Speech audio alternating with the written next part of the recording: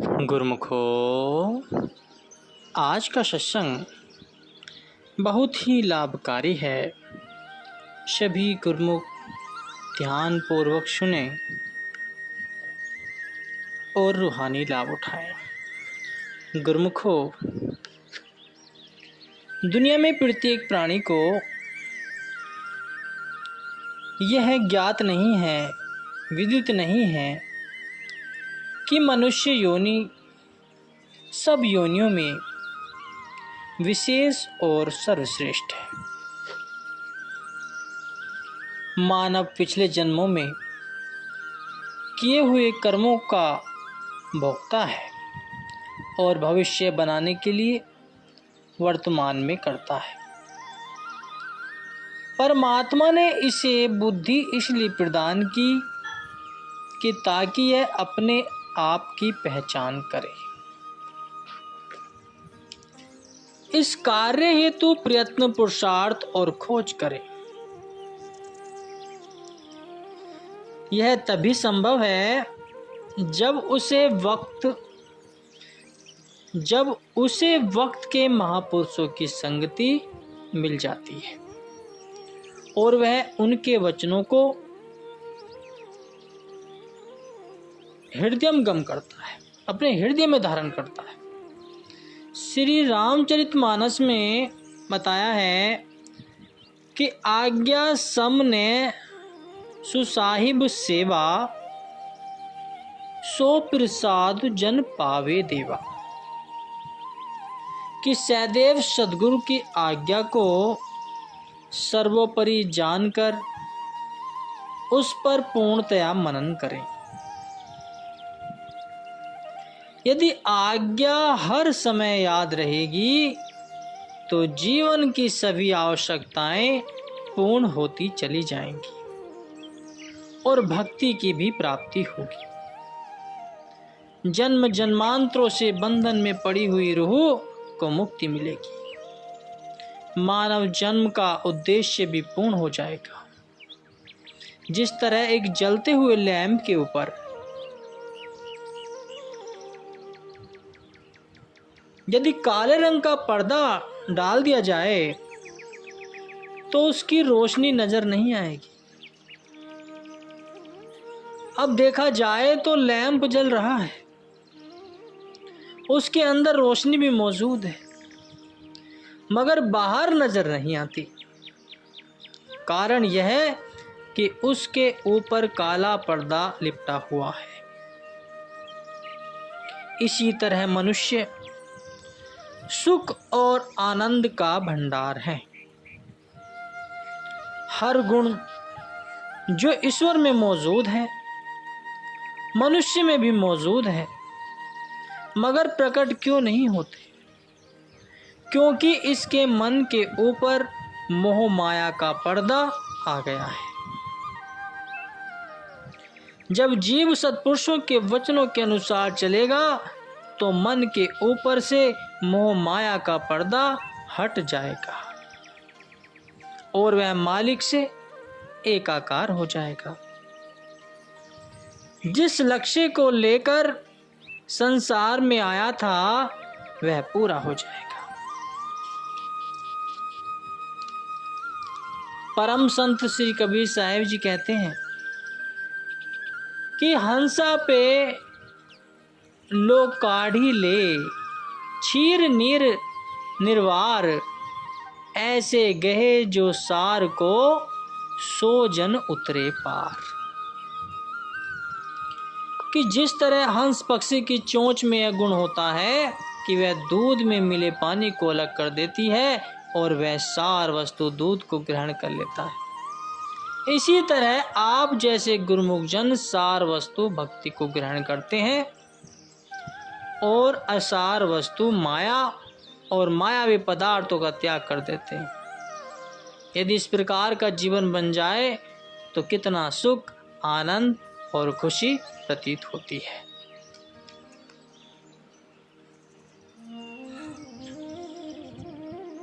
जहां मायावी ख्याल आ जाते हैं, जीवन दुख, परेशानी व चिंता से भर जाता है। क्योंकि ये मालिक से दूर करते हैं। मालिक का नाम सुमिरन सेवा भक्ति की लगन सुरति को एकाग्र करने के साधन है। यदि सुरति एकाग्र हो गई तो सुख ही सुख प्राप्त होगा, उसको दुख छू भी नहीं सकता। जिसने अपने मन को वश में कर लिया और भक्ति में लगा लिया, समझो उसका जीवन ही सफल हो गया। वह दुखों से कोसों दूर हो जाता है। सोचो और विचार करो कि जब ऐसी दशा है तो जीवात्मा इस हिंसक मन के चंगुल के कैसे छूट सकता है, इस माया के जाल से कैसे छूट सकता है। इससे मुक्त होने का कोई न कोई उपाय विधाता ने अवश्य बनाया है। कि माया ऐसी लुभावनी है कि किसी प्रकार के मनुष्य को भी अपने बस में कर लेती है। अब इससे दूर कैसे होना है, इससे बचाव कैसे करना है। पराधीनता तो किसी को प्रिय नहीं है। यह बात और है कि जो जन्म जन्मांतरों से दास रह चुके हों वह स्वाभाविक ही दुर्बल और क्षीण हो जाता है, उसमें इतनी शक्ति नहीं रहती जो वह अपने आप ही प्रबल शत्रु का सामना करके उस पर विजय प्राप्त कर सके। अवश्य उसे मन की पराधीनता से छूटने के लिए किसी पूर्ण संत महापुरुष के आश्रय की आवश्यकता होती है। यही कारण है कि जब निर्बल जीव संत सतगुरु की शरण में आकर उनका आश्रय लेता है और उनके बतलाए हुए गुरु शब्द की कमाई करने लगता है तो मन की शक्तियां स्वयं भी क्षीण होने लगती हैं। महापुरुषों की शरण में आकर जीव को यह समझ आ जाती है कि मेरा यहाँ आने का उद्देश्य क्या है। यदि इस जन्म में भी जीव मन की चालों के अधीन चलता रहा तो मानुष जन्म का सर्वनाश हो जाएगा। अन्य योनियों में जीव मन का ही शिकार बना रहा क्योंकि जीव उस समय कर्म करने को स्वतंत्र नहीं था। किंतु मानुष देह में आकर जीव को सब अधिकार प्राप्त है। यह चाहे तो इसी जन्म में स्वयं को मन के पंजे से मुक्त कर सकता है, अन्यथा ऐसा कोई संयोग नहीं कि जीव मन की पकड़ से मुक्त हो सके। आम संसारी जीव मन की दास्ता में ही अपना समय गुजार रहे हैं। सत्पुरुष चेतावनी देते हैं कि हे जीव, तू अपने आप को जो समझ रहा है वह तू नहीं है, तू वास्तुतः कुछ और है। परंतु इस तथ्य का पता कब चलता है?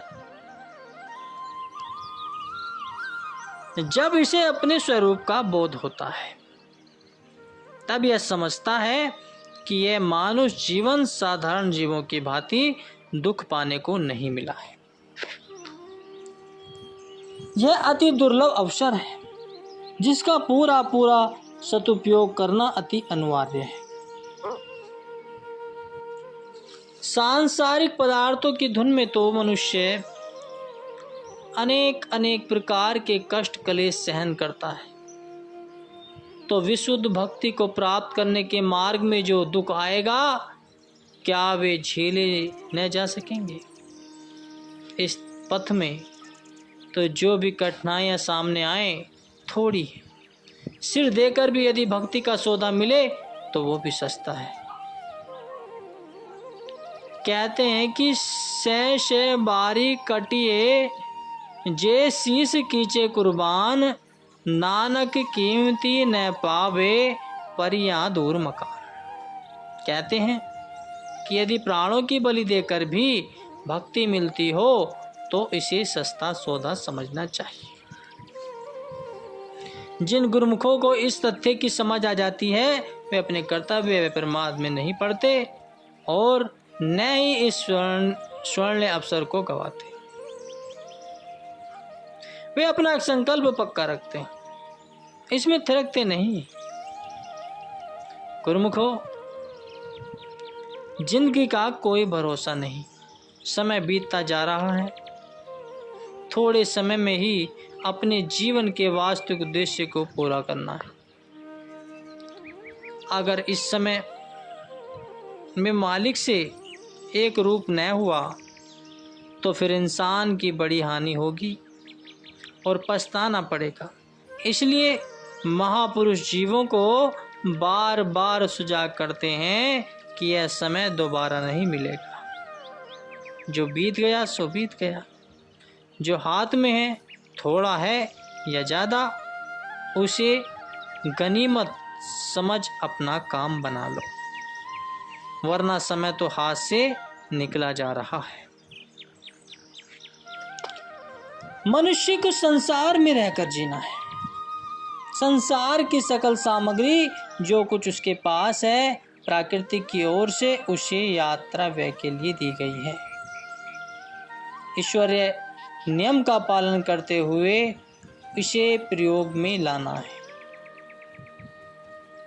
किंतु उसमें मन अटकाना कदापि उचित नहीं है। इसके विपरीत चलने वालों को दंड स्वरूप बारंबार 84 लाख योनियों के चक्कर काटने पड़ते हैं। ईश्वरीय नियम के अनुसार चलने और प्रकृति के अनुकूल सभी कार्य करने वालों को सदा हर्ष, स्वस्थ और सुखी जीवन मिला करता है। फिर वह कार्य चाहे कोई भी हो। प्राकृतिक नियमों का उल्लंघन व अनियमितता एवं असावधानी से केवल जीवा के स्वाद हेतु अधिक खाने वाले मनुष्य सदैव रोगी और आलसी बने रहते हैं। नियम विरुद्ध अन्य कार्य करने से भी ऐसे ही परिणाम मिलेंगे।